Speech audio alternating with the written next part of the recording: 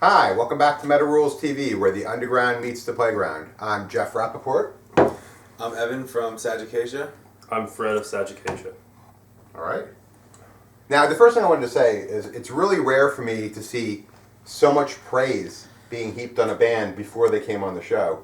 I don't think I've ever done a show where I put up who I'm coming and people just started commenting and writing things. I think I told you in the kitchen already. Alex and Neil of Krieg, both were like, oh, they're great guys. It's gonna be a great interview. They're a great band. George Loveland from Shadows in the Crypt, and Brett Davis of Harp, which was surprised at because he's do you know him? Do you guys know him? I only know that our close friends Sunburster played a show with Harp, and they must know about us that way. Yeah, cause that was what made it to me extra cool. I'm like, okay, the other guys are local, but this guy is in Louisiana, and he's excited about it. I'm like, wow, that's really cool. But what do you guys attribute that to? So much excitement. We met Alex and Krieg through Chris Gregg of Whoa. At least I did. First time I saw Whoa at KFN, he came out, and I also met him outside. I met him at in the basement when we were recording our single with Chris Gregg in Philadelphia. He listened to our stuff, and we were into Krieg, and he liked our stuff, so it's great to have him support. And also, George Loveland is a great guy. He's in Deceverion. And super cuddly. He's super cuddly, and he's definitely a loving man, generous and kind.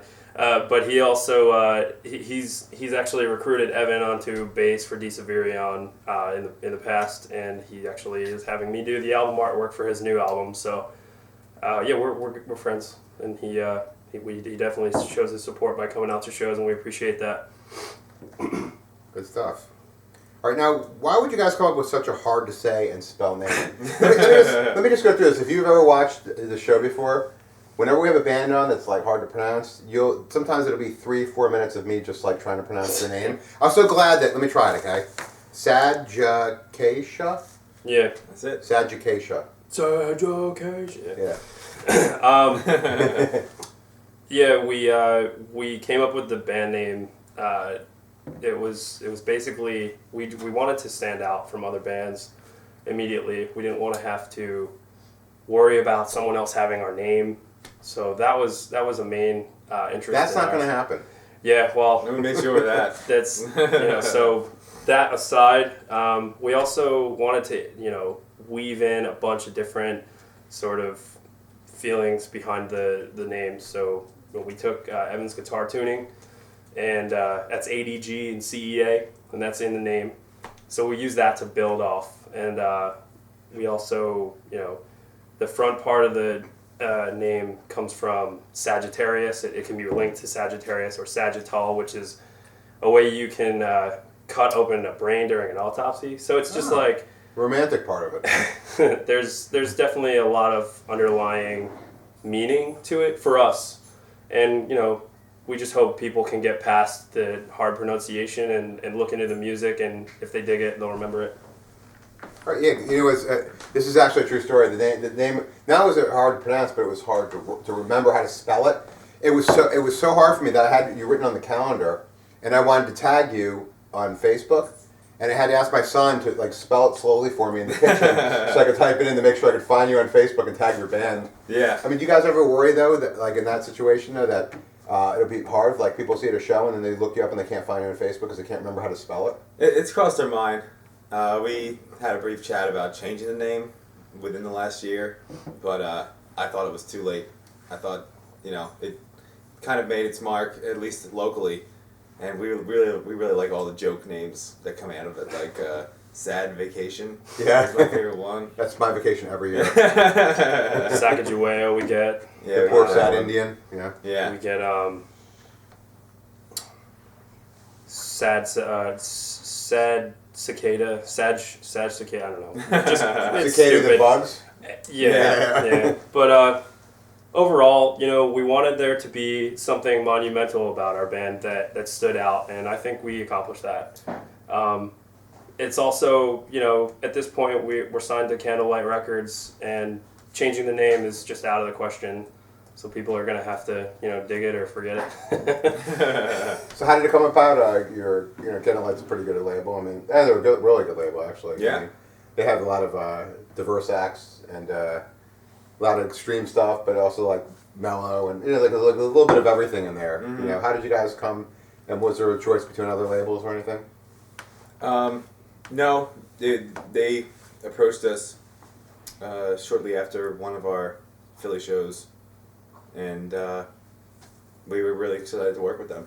Yeah. They're still gonna be releasing our debut full length with Shannon's label, Anthropic Records. Right. So she's doing the vinyl, licensing it to Candlelight or whatever legal word you want to put there, and so it's a great team for everybody to be on.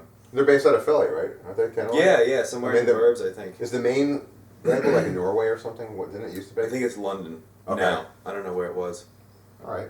But yeah, we're stoked about it. Yeah, our good friend Steve recruited us onto Candlelight, and we definitely thank him for that. And we appreciate that he found something in us that he wanted to be a part of that label. So. Yeah, I think you're our second Candlelight band that being on the show. We had Rumble on here too. Oh, cool. Yeah. Who's Yeah, also in Woe. Sean. Sean, Right? yeah. That's Woe's a band who we should really have on here. We've not had Woe on yet. They're super local too. And I'm pretty sure Chris Craig is on my friend list too, so I should just I think he grew up should around poke here. him. Yeah. I should poke him. Yeah. In more ways than one. Now, being a two-piece band is it hard to replicate what you do on record on stage? We purposefully make it so that the live performance is as close to the record as it can humanly be. We just do that by recording live with no overdubs, and that's how it comes out live. All right. So, When you try and explain your musical style to people, that maybe even people that are metalheads or even people that are not familiar with metal at all, do a lot of people stand at you like with their mouth agape, like, what are you talking about? We don't try and get into it really that detailed. We just kind of say, you know, we're heavy metal, or if you're interested in the likes of Black Sabbath influenced rock and roll or alternative. But I think, you know, generally we just tell them that we are a heavy metal band. And it's more like you have to come listen to it and figure it out figure out how you want to put it.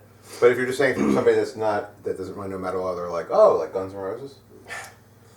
I would probably use a lot of adjectives here. Just like To dark, confuse them? like no, just to make it easier, like dark, brutal, psychedelic, just to try to paint a picture.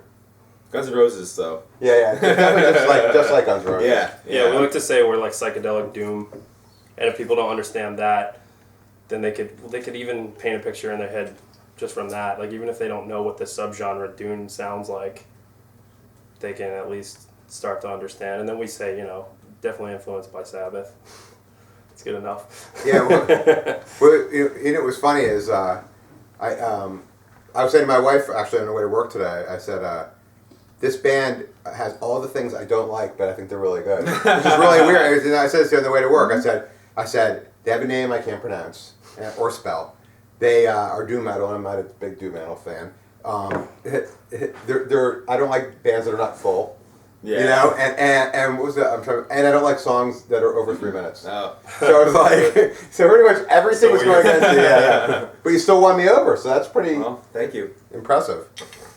Thank you. We like to consider ourselves full. Yeah. We've got our, you know, we definitely love being just a two-piece. It's a lot easier. You know, there's a lot of things that come with a 4-piece or a 5-piece band that we don't really have to deal with. And you know, Evan's the best dude I can work with. He's Aw, come on. he's a Give him a wizard hug. at guitar. Come on, bring it in. He knows I love him. I can see what you're talking about because, you know, even doing the show, having like a co-host to mesh with is not like easy. Like when I finally got Matt, who was like the perfect co-host for me. There was other people that were here before that just did not work right. So like, you know, and also like the more people you have in the mix, like you said, you have two guys, so it's just like you two, like checking your schedules, like, yo, dude, can you? It's not like, well, Bob's got to do he's got to do laundry with his mom, or he's got a wedding in Wisconsin, or his job won't let him off, or whatever. Yeah. You guys, that's really comes in handy, right? It's a big advantage that we didn't really think about, but it happened favorably. Right. You guys ever been at a show and seen people like taking notes, trying to figure out what you're doing, so they can better themselves? I think if they're there to write a review on a show, I've seen a couple of some great people writing some good reviews for Shutter 16 magazine in North Carolina at Milestone. We have some good friends out there. We like to visit there frequently when we go out on the road. That's usually one of our hot spots to hit. We always make sure to get there. You ever see shitty people writing shitty reviews? Like ass faces and... You mean of a live performance? Yeah. Of ours? It's hard to tell. Yeah. There might be one out there. I don't think I've read it if Thanks. it's from a live show. All right, we're going to take a quick break and then we'll come right back. Okay. Cool.